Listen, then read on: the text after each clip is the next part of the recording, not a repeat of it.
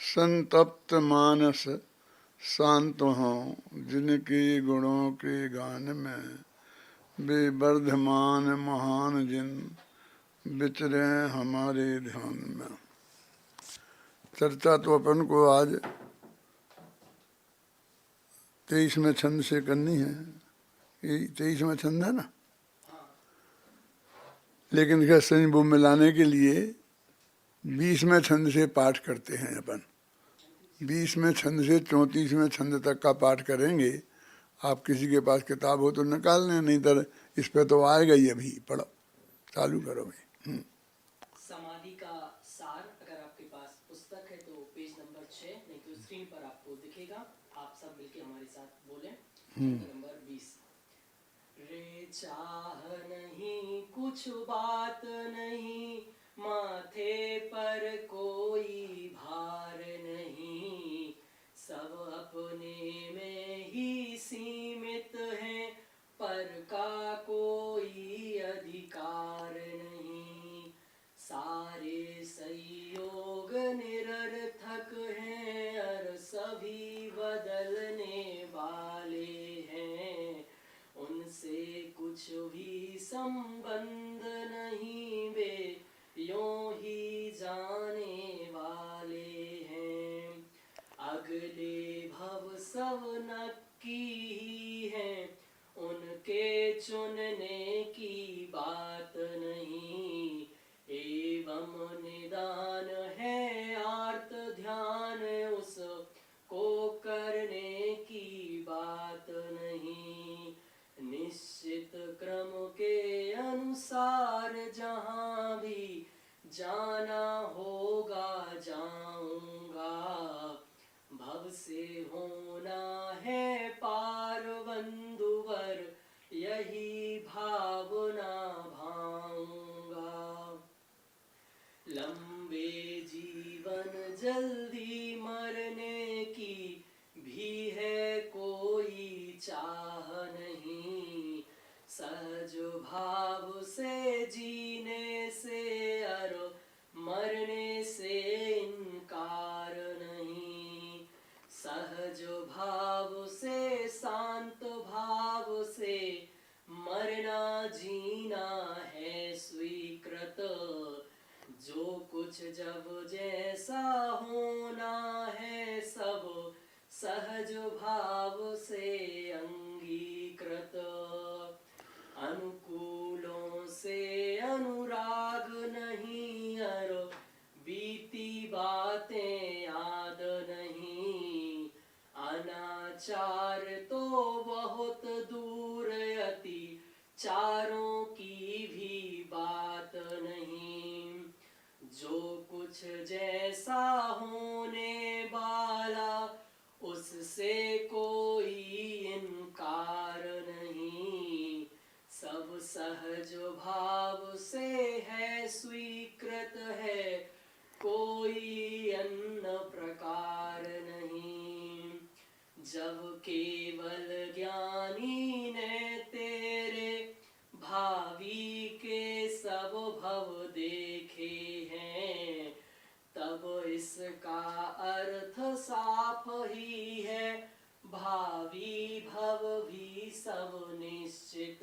हैं, उनमें परिवर्तन करने की बातें सब व्यर्थ कल्पना है, हर परिणामों के संभाल की बातें व्यर्थ जल्पना है, अरे जहाँ भी जाना है उसके अनुसार भाव होंगे, उन भावों के अनुकूल समय पर कर्मों के बंधन होंगे, उन कर्मों में उन भावों में ना कोई फेर फार होगा, कुछ भी करने का भार नहीं, सब सहज भाव से ही होगा, उक्त तथ्य की सहज स्वीकृति ही कुछ भी करने की किसी तरह की ना कुछ भी आकुलता है। जिस साधक में यह समता है वह लौकिक कष्टों में भी हो तो भी वह अपने अंतर में आनंद में है, आनंद में है। रे समाधि तो सुखमय है, उस में कष्टों का काम नहीं। अद्भुत समाधि है शांत भाव, उसमें अशांति का नाम नहीं। कष्टों की कारा दिखे हमें, अंतर की शांति नहीं दिखती। हम बातें बड़ी बड़ी करते, अंतर की भ्रांति नहीं मिटती। अत्यंत शांत सुखमय जीवन की यह तो सहज अवस्था है। ना आकुलता ना व्याकुलता, यह एकदम सजग अवस्था है।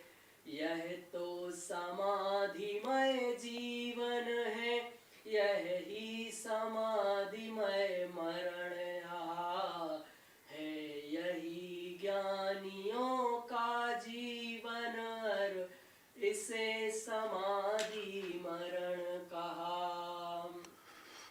साधारण सी एक वस्तु जब खो जाती इस जीवन में, हम आकुल व्याकुल हो जाते, कुढ़ते रहते मन ही मन में। सभी वस्तुओं का वियोग जब एक साथ ही हो जाता, अज्ञानमयी इस दुनिया में उसको ही मरण कहा जाता। जब तक अपना इन योगों से एकत्व नहीं विगलित होगा, इनके वियोग में अरे हमारा चित्त सदा विचलित होगा। जब तक संयोगों से विरक्ति का भाव न होगा जीवन में, इनसे लगाव न छूटेगा तो शांति न होगी जीवन में। यदि समाधिमय जीवन है तो मरण समाधिमय होगा।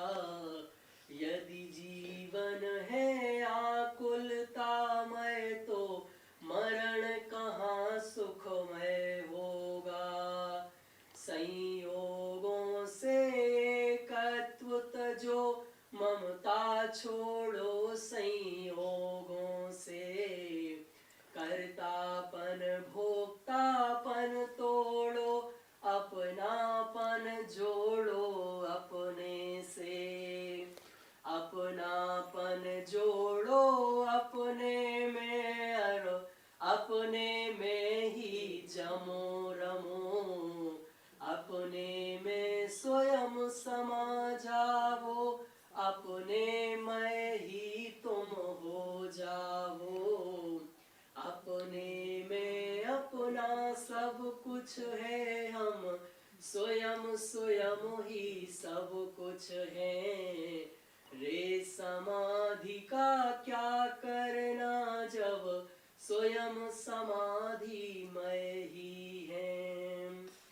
साधारण सी बात है सब संयोग वियोग, अरे सहज स्वीकृत करो यह संयोग वियोग। महिमा समता भाव की जग में अपरंपार,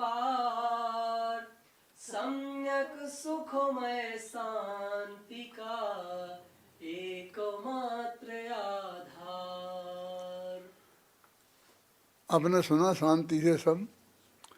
अब 24वीं जो छंद है उसकी अंत पंक्तियों पर अपन को विचार करना है कि जब केवल ज्ञानी ने तेरे भावी के सब भव देखे हैं, कि केवली भगवान के ज्ञान में तुम अनंत काल में जितने भी भव हैं और जब मोक्ष जाना है वो सब उनके ज्ञान में आया है।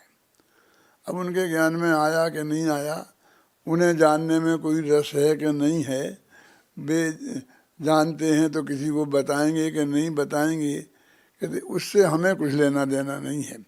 वे तो कहते हैं कि हमारे लिए तो कि इसका ये स्पष्ट और साफ अर्थ है कि वे हमारे भावी के भव नक्की हैं। उनने जब देखे हैं तो बिना नक्की के कैसे देखे होंगे। नेमिनाथ ने देखा था कि 12 वर्ष बाद द्वारका जल जाएगी, हैं, तो उनको वो जलती हुई उस वक्त ही दिखाई दी थी ना, यानी वो उसका जलना एकदम नक्की था ना। ये तो कोई 12 वर्ष की तो कौन सी बड़ी बात है। तो आदिनाथ ने तो ये देखा था कि ये मारीच जो अभी मेरा पोता है और मेरी सभा का श्रोता है, मेरे साथ इसने दीक्षा ली थी और ये 24वां तीर्थंकर भगवान महावीर होगा। तो उन्हें जो सामने दिखने वाला मारीच और महावीर दोनों एक से दिख रहे थे कि कोई फर्क था?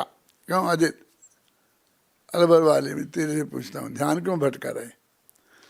क्यों कुछ फर्क होगा ना, कि अभी मारीच तो बहुत साफ दिख रहा होगा कैसा गोरा भूरा है, और वो महावीर जरा थोड़े फीके फीके दिख रहे होंगे, कि तीनों काल का उनको एक सा ही प्रत्यक्ष दिखाई देता है ना। है? अब इसका कोई भरोसा नहीं कि ये महावीर होवे कि नहीं होवे, ऐसा शंका उनके चित्त में होगी? नहीं होगी ना। यानी हमें तो ये नक्की करना है कि उनने सबके ही जाने हैं, कि महावीर के तो लिखे हैं शास्त्र में, हमारे तो लिखे ही नहीं। अरे भाई साहब, इतिहास बड़े लोगों का लिखा जाता है लेकिन होता तो सबका ही है। क्या ऐसे ही वो बड़े लोग थे तो उनका लिखा गया, तीर्थंकर थे ना तो उनके पुराण लिखे जाते हैं, और तुम कौन सी खेत की मूली हो जो तुम्हारा लिखा जाता। लेकिन नक्की तो है ही, और उनके ज्ञान में तो सब आया ही है ना। तो अब कहते हैं कि जब केवल ज्ञानी ने देखा और सब निश्चित हैं और उसमें परिवर्तन करने की बातें सब व्यर्थ कल्पना है। क्या अब इसे हम बदल दें, हम ऐसा कर दें, थोड़ा ये ठीक कर दें, ये भव तो अच्छा नहीं, चौथे में जाना है स्वर्ग में, 5वें में चले जाएं तो लोकांतक है, तो बहुत बढ़िया होता है, क्योंकि लोकांतक भव एक भवतारी होते हैं। ऐसा कुछ भी बातें ये व्यर्थ की कल्पनाएं हैं, इनमें कुछ भी होने वाला नहीं है। अब इसलिए तुम परिणामों को संभालो। देखो नीचे की पंक्ति के लिए मैं 3 पंक्तियां पढ़ी हैं सुरेश जी। देखो, परिणामों के संभाल की बातें व्यर्थ जल्पना है। व्यर्थ का बकवाद है ये कि परिणाम संभालो, बहुत अटपटा लगेगा ये, क्योंकि सारे मुनिराज, सारे पंडित, सारे माँ बाप सब यही उपदेश अनादिकाल से दे रहे हैं, और बराबर हम सुनते सुनते हमारे भी कान पक गए। हमने भी बहुत दिया है, लेकिन अब हम गंभीरता से विचार करते हैं कि ये बात व्यर्थ है, कि जब सब नक्की ही है, उसमें कुछ हो ही नहीं सकता है, तो परिणाम सुधार लो का क्या मतलब है? क्या हो जाएगा उससे? देखो नीचे की पंक्ति पढ़ो। हाँ, अरे जहाँ भी जाना है उसके अनुसार भाव होंगे, उन भावों के अनुकूल समय पर कर्मों के बंधन होंगे। उन कर्मों में, उन भावों में ना कोई फेर फार होगा।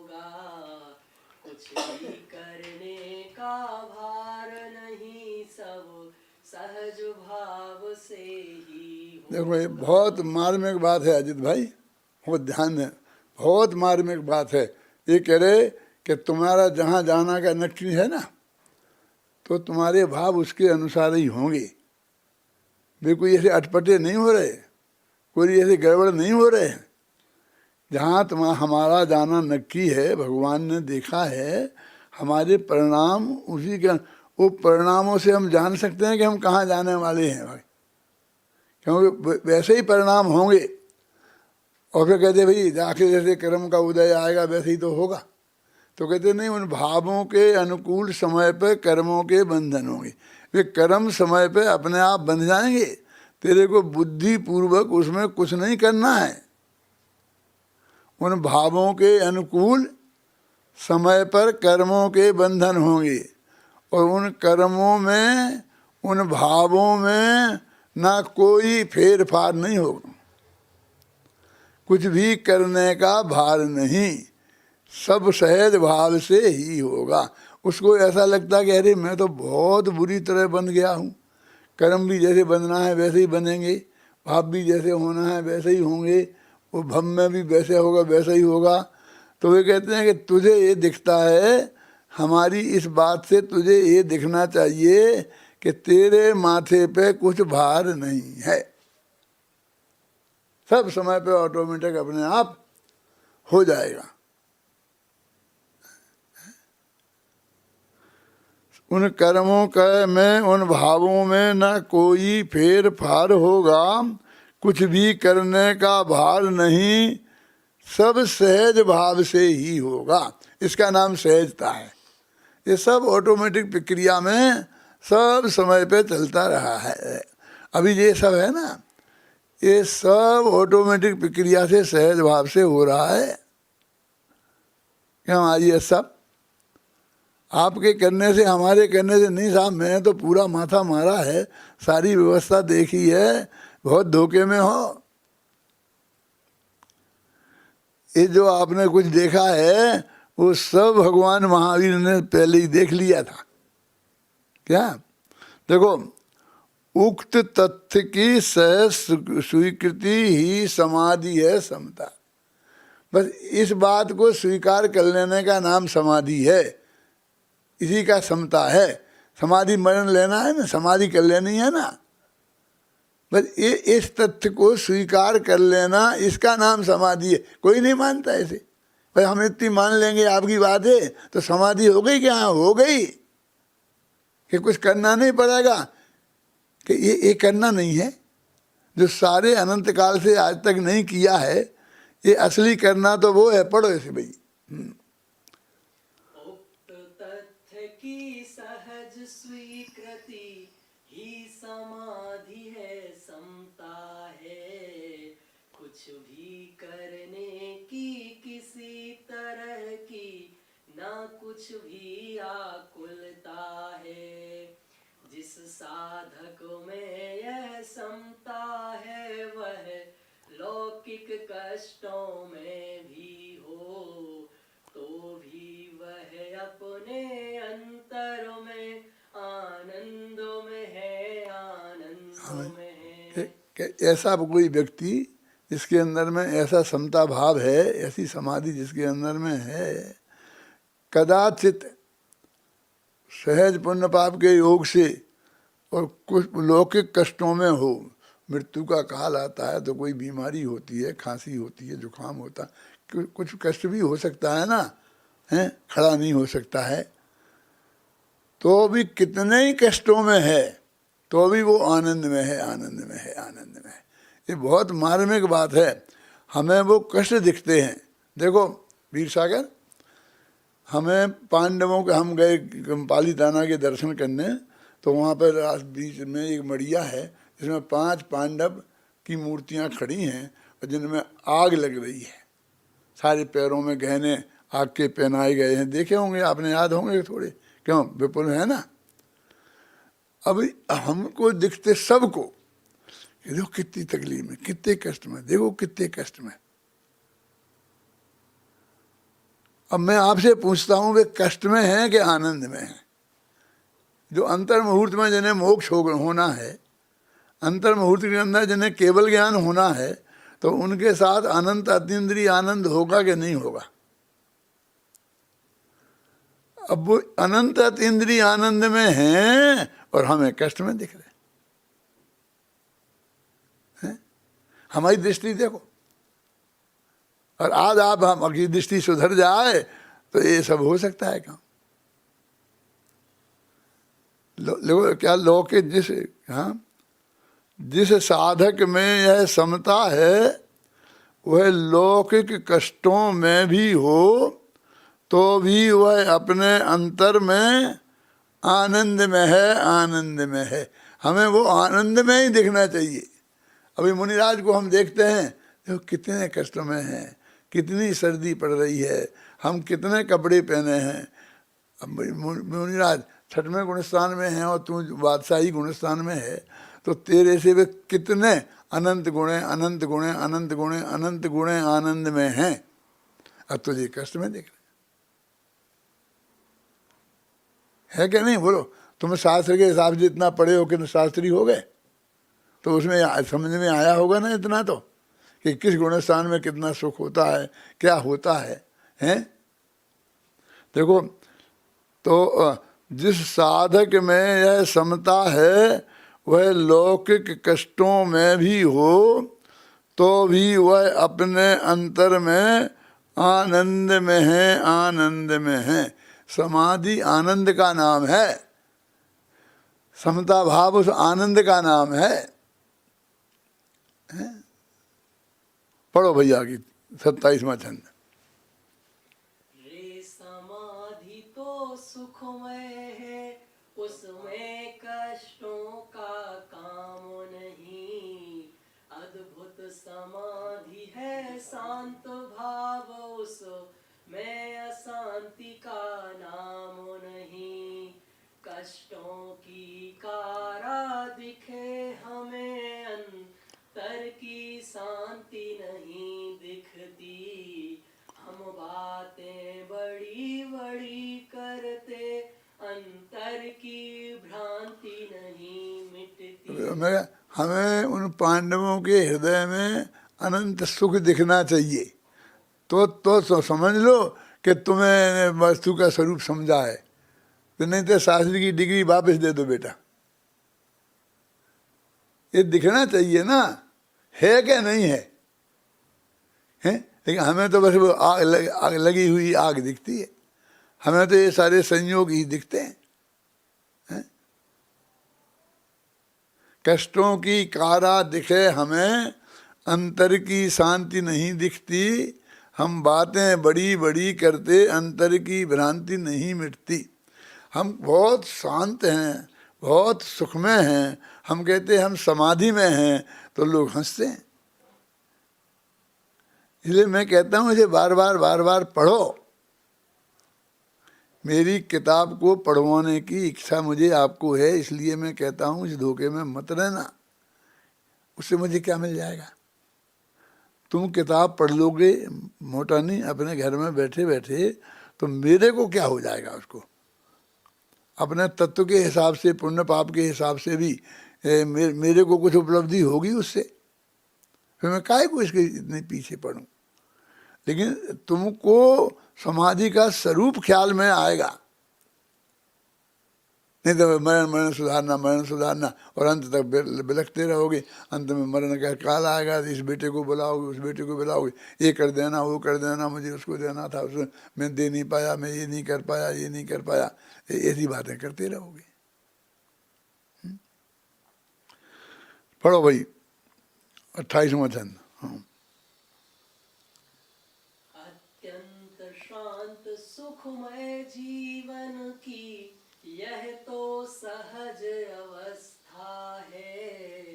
ना आकुलता ना व्याकुलता, यह एकदम सजग अवस्था है। यह तो समाधिमय जीवन है, यही समाधिमय मरण यहाँ है। यही ज्ञानियों का जीवन, इसे समाधि मरण कहा। समाधि मरण किसे कहते हैं? ये देखो, ये जो समाधि मरण की जो अवस्था है, समाधि की जो अवस्था है, वो अत्यंत सहज, अत्यंत शांत और अत्यंत सुखमय अवस्था का नाम है। इसमें ना आकुलता है, ना व्याकुलता है, समझे ना, ना अशांति है। जानते आकुलता में और अशांति में अंतर समझते हो? नहीं आता, कोई एक सी होती होंगी। देखो, आप थाली पर बैठे हैं और बहुत जोर की भूख लग रही है, लेकिन अपने यहाँ नियम है कि मेहमानों के यहाँ जाएं तो घर के लोग कहें कि साहब जीमो शुरू करो, तो अपन जीमना शुरू करते हैं। उसके पहले बैठ, यद्यपि इच्छा बहुत है, भूख बहुत लगी है, और आज जानते हैं कि ये सामग्री सामने रखी है और ये मेरे लिए ही परोसी गई है, इसमें कहीं भी नहीं, तो उस वक्त जब आप अभी नहीं खा रहे हैं क्योंकि घर वालों ने कहा नहीं है, तो आपको आकुलता तो है, दुख तो वेद हो रहा है, समझे ना, लेकिन अशांति नहीं है क्योंकि भी रखी है सामने और 5 मिनट में ही खाएंगे, सब ठीक हो जाएगा। क्यों? फिर एक आदमी आया कि साहब वो थाली उठा ली उसने और कहा कि गलती से आपके लिए आ गई ये थाली, ये आपके लिए नहीं है, दूसरे के लिए है, तो आप शांति हो जाए। समझे, अशांति में आकुलता में अंतर समझ में आया है? लेकिन समाधि की अवस्था में ना कोई अशांति है, ना कोई आकुलता है, एकदम सहज है, अत्यंत शांतमय सुखमय जीवन की तो यह सहज अवस्था है। ना आकुलता ना व्याकुलता, यह एकदम सजग अवस्था है। ये सजग अवस्था क्या है? कोई कहता है एक नींद की गोली दे दी, नींद आ गई, सो गए, बेहोशी की दवा दे दी तो सो गए, एकदम शांत। कि नहीं, अत्यंत सजग है अवस्था, पूरे होश में हैं, सब उनके ज्ञान में आ रहा है। ये समाधि की अवस्था है, वो अत्यंत सजग अवस्था है। क्यों? यह तो समाधिमय जीवन है, इसी को समाधि मरण कहते हैं। तो ये क्या करना, समाधिमय जीवन के मरण, हमें तो समाधि मरण करना। हम अरे समाधिमय जीवन है, यह कहे चाहे मरण कहे, जब ये देह बदल जाएगी तो इसी को समाधि मरण कह देंगे, नहीं बदली तो समाधिमय जीवन है यही ज्ञानियों का जीवन, और इसको ही समाधि मरण कहते हैं। मैं अपने विद्यार्थियों से, अपने बच्चों से ये कहता हूँ कि देखो, ये समाधि मरण का क्या सच्चा स्वरूप है। मैंने 2-3 किताबें गद्य में भी लिखी हुई, पद्य में लिखा है बहुत। तुम इसको 5-5 दफे पढ़ो, मैं तुमसे कोई गवाही सफाई नहीं करूँगा कि तुमने पढ़ी कि नहीं पढ़ी। तुम अपने मन से पढ़ो, निर्णय करो, तो तुम मरते समय मेरे पास आने के अधिकारी हो, नहीं तो मेरे पास मत आना, मुझे जरूरत नहीं है। ये तो सबसे कहते फिरते भाई हमारा समाधि मरण के साथ आ जाना, आप पधा जाना, सबको बुला लो, बेटा को बेटी को नहीं, किसी को नहीं, नो एंट्री। क्यों? क्या करेंगे? राग देश की बातें करेंगे, रोना धोना शुरू कर देंगे, हमारा उपयोग निर्मल होगा तो वो भी खराब हो जाएगा। यदि इसे पढ़ा होगा और वो सही समझ से होंगे तो शांत भाव से देखेंगे तो कम से कम। वीर सागर कई दफे कह चुका मैं अपने बच्चों से, प्रवचन में भी, विद्यार्थियों से भी, कि सब इकट्ठे हो जाएं, मुझे कोई इच्छा नहीं है। जो कहना है मैं आज ही कह देता हूँ ना, तुम आज ही सुन लो जो कहना है। अपने बच्चों से अंतिम समय के लिए क्यों रखते हो? पहले ही कह दो जो कुछ कहना है, जिसको जो लेना है, जो देना है।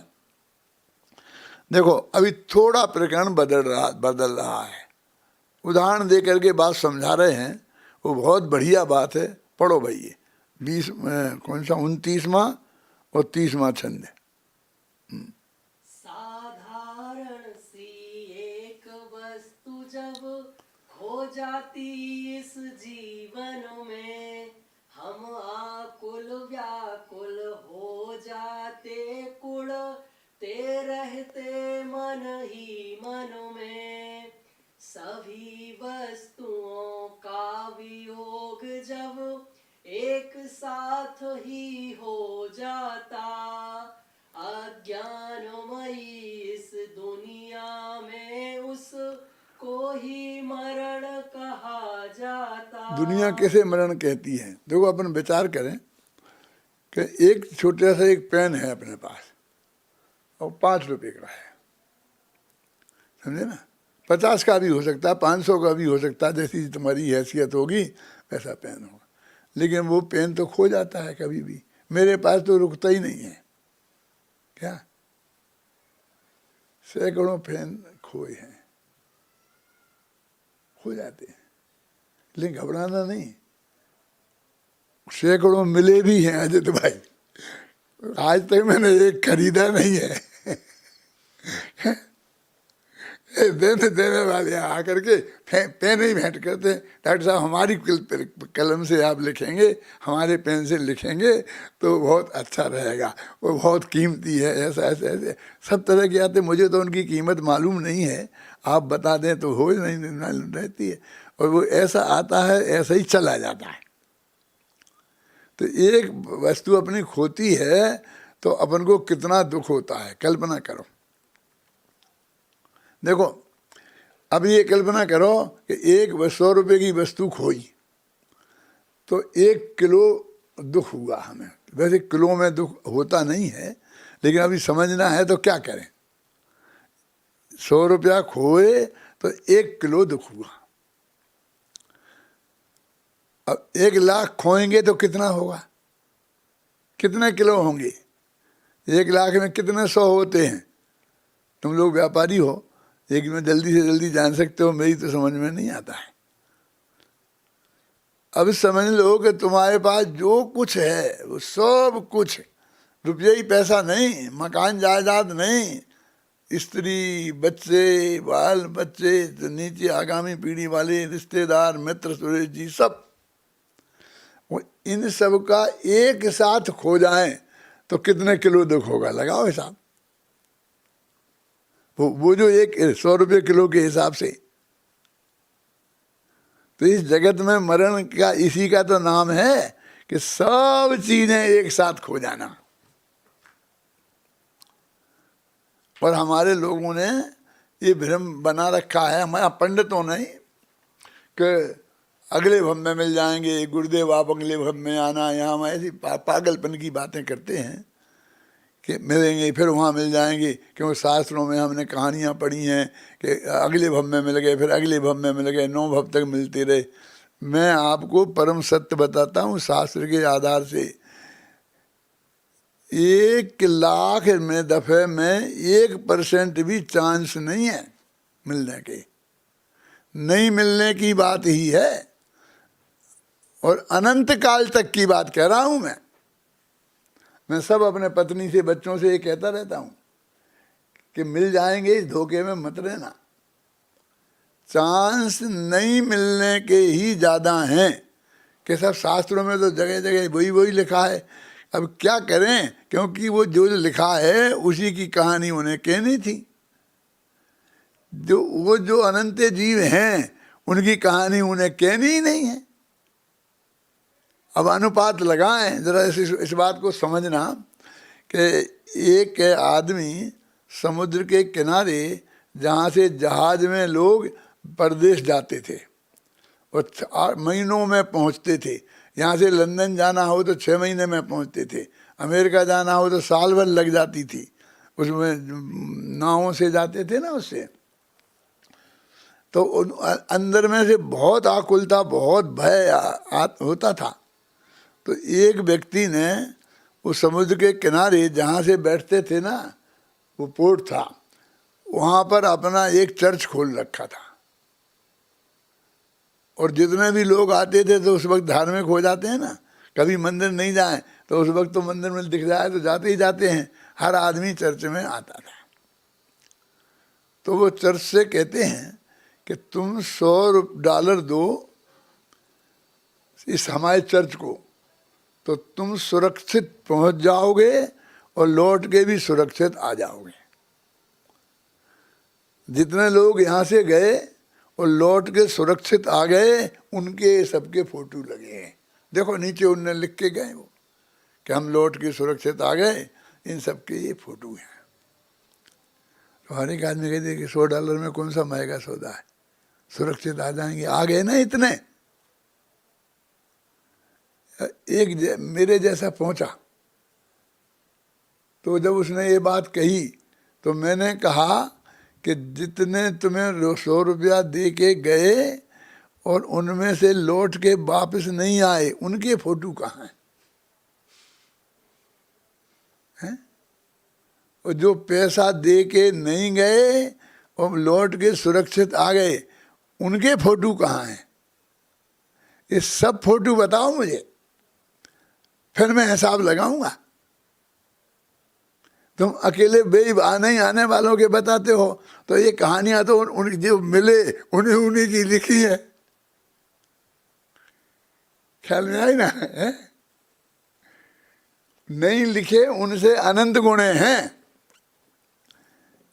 इसलिए भविष्य के भरोसे मत जाना कि अगले भव में अभी नहीं निपटेंगे तो अगले भव में निपट लेंगे, और ये फटाफट हम स्वर्ग चले जाएंगे और वहाँ से श्री मंदिर परमात्मा के पास चले जाएंगे। हर एक को गुरुदेव क्या गए थे, गुरुदेव वहाँ क्या थे, और कुंद कुंद क्या गए थे, हर एक को श्री मंदिर परमात्मा के पास जाना है।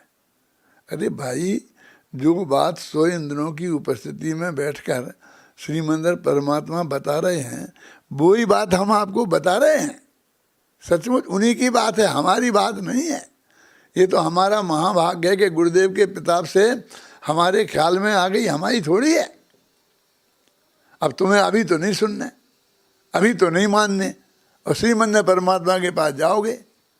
तुम क्या, कहाँ राजा भोज और कहाँ गंगू तेली। अरे तुम्हें एक सिगरेट चाहिए तो पान की दुकान से ही खरीदनी पड़ेगी। वो कारखाने में जाकर तुम्हें वह एक सिगरेट मिलने वाली नहीं है, लेकिन वही सिगरेट तुम्हारे लिए वो पान की दुकान पे मिल जाएगी। तुम्हारी जेब में 500 रुपया नहीं है और तुम्हें कारखाने से खरीदना है। क्या है पुण्य तुम्हारे पल्ले में? ये तत्व तुमको सुनने को मिल गया है, इतना पुण्य पल्ले में था, ये बहुत बड़ी उपलब्धि समझ लेना। मुफ्त में नहीं मिला है। ख्याल में आई? इसका लाभ ले लो। जो पढ़ो भाई, कौन सा पढ़ रहे थे अपन छंद? 29। हाँ पढ़ो, 29 को द्वारा पढ़ो, फिर 30 का पढ़ो साथ में। साधारण सी एक वस्तु जब खो जाती इस जीवन में, हम आकुल व्याकुल हो जाते, कुढ़ते रहते मन ही मन में। सभी वस्तुओं का वियोग जब एक साथ ही हो जाता, अज्ञानमयी इस दुनिया में उसको ही मरण कहा जाता। जब तक अपना इन योगों से कत्व नहीं विगलित होगा, इनके वियोग में अरे हमारा चित्त सदा विचलित होगा। जब तक संयोगों से विरक्ति का भाव न होगा जीवन में, इनसे लगाव न छूटेगा तो शांति न होगी जीवन में। देखो सुनो वीर सागर, अभी कहते ये क्यों कह रहे तुम कि नहीं मिलेंगे, नहीं मिलेंगे? क्योंकि मिल जाएंगे, फिर मिल जाएंगे, फिर मिल जाएंगे, ऐसा कह के तुम उस राग को तोड़ने नहीं देते हो। आप यहाँ राग जाने के पहले ही तोड़ दो और ऐसा सोचो ये योग मिले हैं कि अभी कभी मिलना नहीं है। वो विदाई ऐसी मत करो कि अभी फिर मिलेंगे, फिर मिलेंगे, फिर मिलेंगे, वो कहना छोड़ दो कि भाई साहब अब दोबारा नहीं मिलेंगे। मैं तो ये कहता हूँ कि अभी अपन मिल रहे हैं, बात कर रहे हैं, और अब दोबारा मिलेंगे कि नहीं मिलेंगे इसकी कोई गारंटी नहीं है, लेकिन मैं तो ये कहता हूँ कि नहीं मिलने की 1,00,000% गारंटी है और मिलने का 1% भी नहीं है। तो अंत में जो कहना कह दो, काय के लिए कल के लिए। इस राग को तोड़ के जाना है कि राग को रख के जाना है? बोलो समाधि में क्या करना है? बोलो समाधि लेना है तो राग तोड़ने का काम है कि राग जोड़ने का काम है? तो राग जोड़ने जैसी बातें क्यों करते हो? तुम भी मेरे, तुम भी मेरे, तुम भी हमारे, तुम्हारे तो बहुत पुराने संबंध हैं। अरे कोई पुराने नहीं है। अभी ये समझ लो, ये कहते मैं अगले भव में देखूंगा। तुम क्या समझता है? यदि अभी मैं बदला नहीं ले पाऊंगा हैं तो अगले भव में तेरे से बदला लूंगा, ऐसा संकल्प करते हैं कसाई जीव। हम ये कहते हैं कि अगले भव में तो क्या ना इस भव में ले पाएगा ना अगले भव में ले पाएगा, हम तो मोक्ष में चले जाएंगे, किससे बदला लेगा? हमारे सारे तीर्थंकर थे, कणधर देव थे, आचार्य थे, चले गए ना, गुरुदेव भी चले गए ना। गुरुदेव अपन साथ में जाएंगे, ऐसा होंगे, टोले से जाएंगे मोक्ष में। इसको मोक्ष में भी टोले से जाना है, ऐसी पगलाई की बातें करता है। मेरे से कहा था यहीं जयपुर में अस्पताल में एक व्यक्ति ने, नाम नहीं बताता हूं, कि लोग तो सभी कहते हम टोले से जाएंगे, आपका क्या विचार है? मैंने कहा मेरा विचार नहीं है। कि क्या बोले? गुरुदेव के साथ नहीं जाना है मोक्ष? कि नहीं जाना। क्यों नहीं जाना है? मैंने कहा गुरुदेव बहुत भाग्यशाली जीव हैं, बहुत पुण्यात्मा जीव हैं। इस काल में जो ऊंचे से ऊंचे स्वर्ग में जाते होंगे उस स्वर्ग में गए होंगे, वहाँ सागरों की आयु होगी। तो अपना विचार सागरों पर्यंत अभी संसार में रहने का नहीं है। हम क्यों गुरुदेव बोलते थे निहाल जी भाई के बारे में कि ये मेरे से पहले मोक्ष चला जाएगा।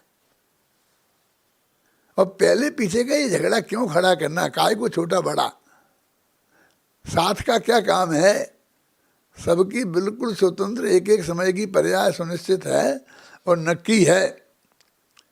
तेरे जो ये लक्षण है ना, ये मिले रहने के, ये मोक्ष में जाने के लक्षण नहीं है, ये संसार में पड़े रहने के लक्षण हैं। और किसी से कुछ नहीं। देखो योग माने संयोग, इन संयोगों को तोड़ो। पढ़ो ही कहा है, जब तक अपना इन योगों से एकत्व नहीं विगलित होगा। ये जितने भी संयोग मिल गए इनसे एकत्व तो हमारा टूटना चाहिए। इनके वियोग में अरे हमारा चित्त सदा विचलित होगा, और फिर ये वियोग होगा इनका तो हमारा चित्त विचलित होगा। ये मरेंगे तो भी वियोग होगा और हम मरे तो सबका एक साथ ही हो जाएगा, क्यों ना? जब तक इन संयोगों से विरक्ति का भाग इस जीवन में न होगा, जब तक इनसे लगाव न छूटेगा तो शांति जीवन में नहीं मिलेगी। बोलो चाहिए शांति? तो लगाव रखने की बातें हैं।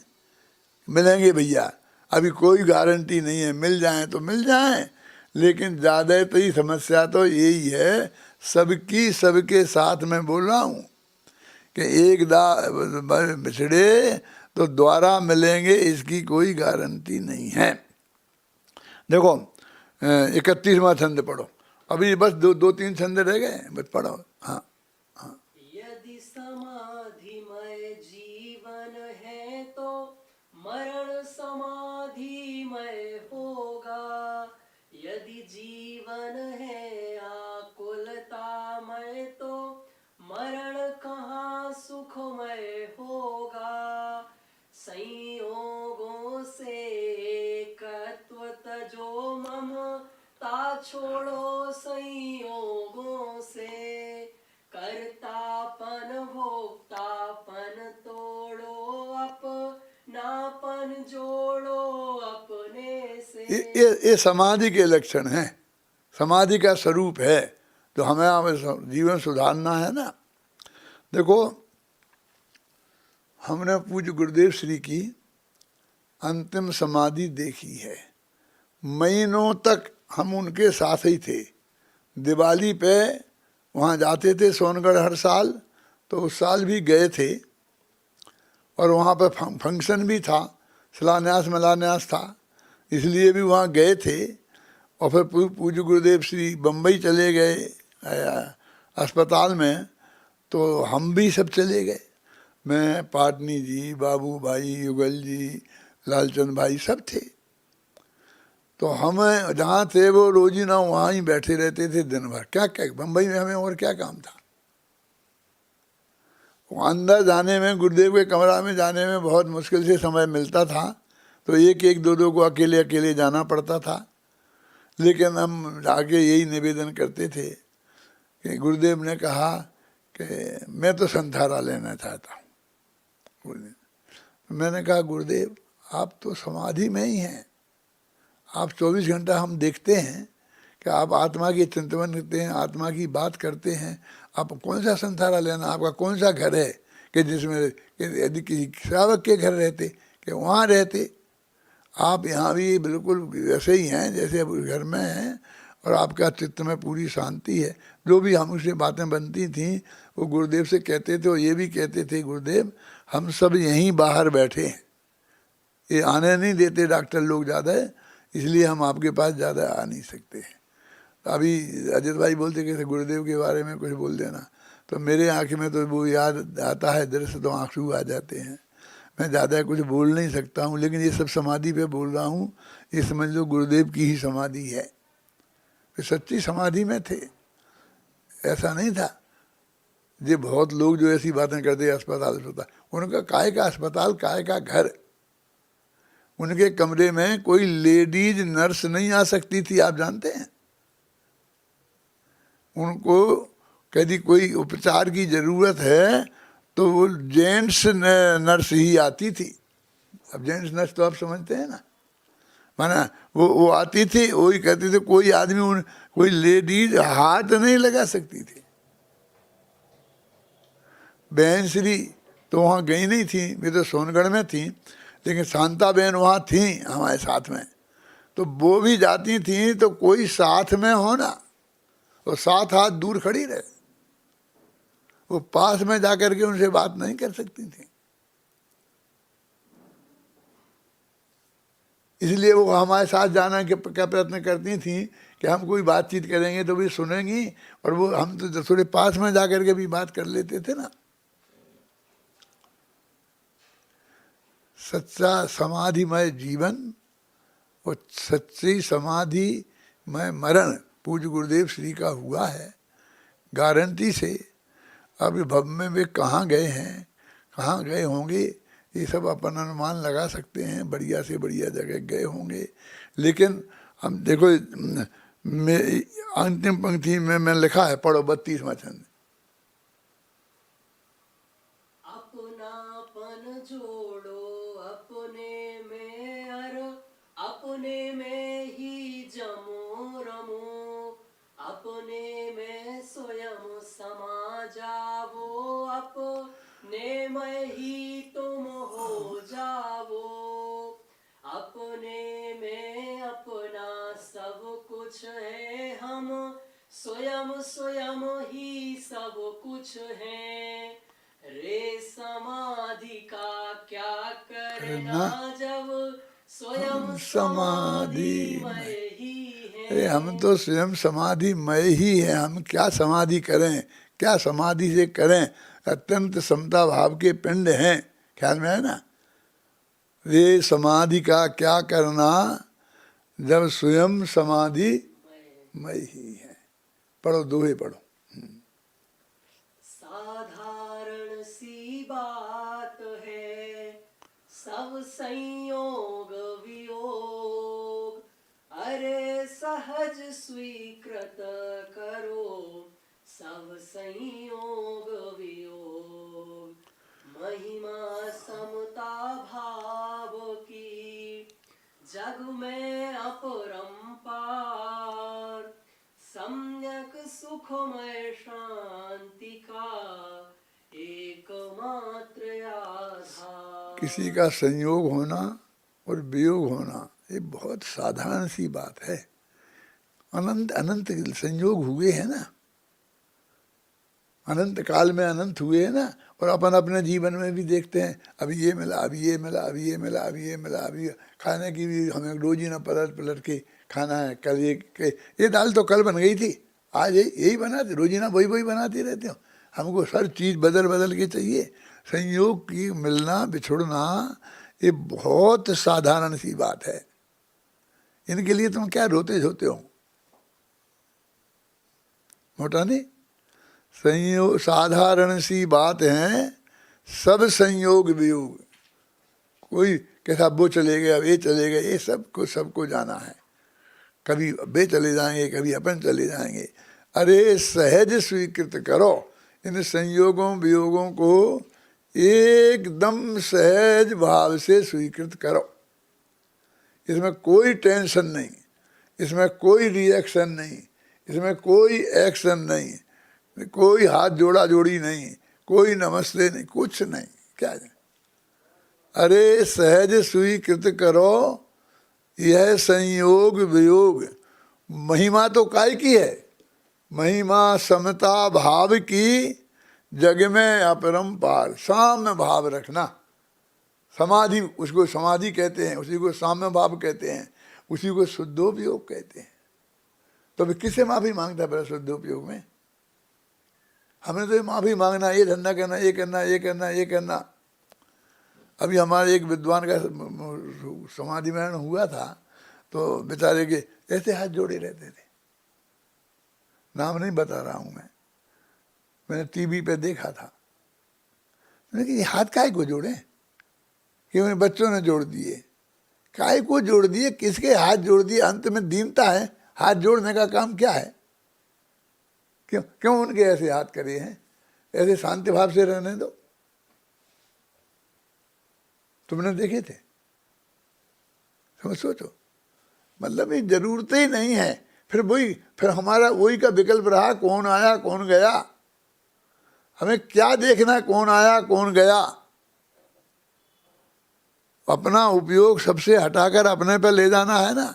महिमा समता भाव की, जग में अपरंपार, वो सम्यक रूप है, सुखमय है, शांति का, सम्यक का, सुख का और शांति का एकमात्र आधार वो समता भाव है। वो समता भाव सबके जीवन में आए, सबका जीवन गुरुदेव श्री जैसी समाधिमय होवे, ऐसी मंगल भावना के साथ मैं अभी की बात समाप्त करता हूँ।